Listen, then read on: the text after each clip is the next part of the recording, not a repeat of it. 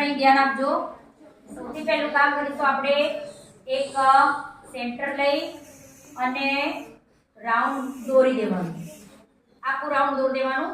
હવે અડધું છે એને ભૂસી દેવાનું, પણ એક્ઝેક્ટ અડધું નથી ભૂસવાનું, થોડુંક નીચે સુધી આપણે એને રાખીશું। ફરીથી એનું એ સેન્ટર લેવાનું। જોજો ધ્યાનથી હો, આને નહીંતર આ આકૃતિ નહીં આવડે। સેન્ટર લીધું એકવાર તમે ચાપ મારી, સેજ ચાપ 1 mm જેટલી એટલે 1 સેન્ટીમીટરના 10મા ભાગની ઓછી કરી, ફરીથી એનું એક કેન્દ્ર લીધું અને ફરીથી પાછી આપણે ત્યાંના ત્યાં બીજી એક ચાપ મારી, એટલે તમને ઉપરની લીટી આમ દેખાતી હશે, નીચે બીજી દેખાશે। હજુ સેજ નાની કરવાની ત્રિજ્યાને અને ત્રીજી વખતે પણ એક લીટી દોરી દેવાની। ટૂંકમાં આવી ઉપર આપણી 3 વર્તુળ દોર્યા કહેવાય। ત્રણે ત્રણને અડધાથી સેજ વધારે રાખી અને આપણે અહીંથી ભૂસી દીધા। જ્યાં સેન્ટર તમારું છે, હવે વચ્ચોવચ્ચ જે ભાગ દેખાય તમને, ત્યાં એક આમ કરીને ચોરસ જેવો આકાર કર્યો। ચોરસ, આ ચોરસ આકારને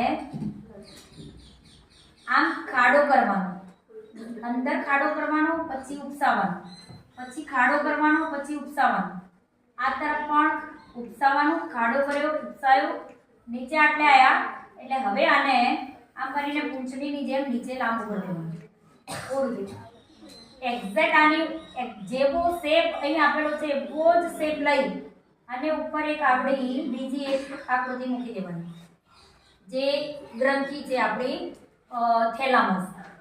હવે શું કરીશું તો કે એક્ઝેક્ટ આની ઉપર જેવો શેપ તમે આલેલો છે એવો ને એવો શેપ આલતા જવાનું। જ્યાં ખાડો પડે છે ત્યાં ખાડો, ટેકરો થયો ત્યાં ટેકરો, એમ કરતા કરતા આટલે આવ્યા અહીં છોડી દેવાનું, સાઈડમાં થોડી વાર છોડી દેવાનું।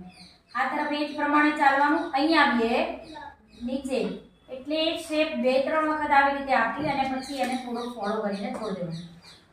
જ્યાં છોડી છે ત્યાં નીચેથી ફરી એનો એક શેપ અને આટલો ફોલો કરીને એને છોડી દેવાનો।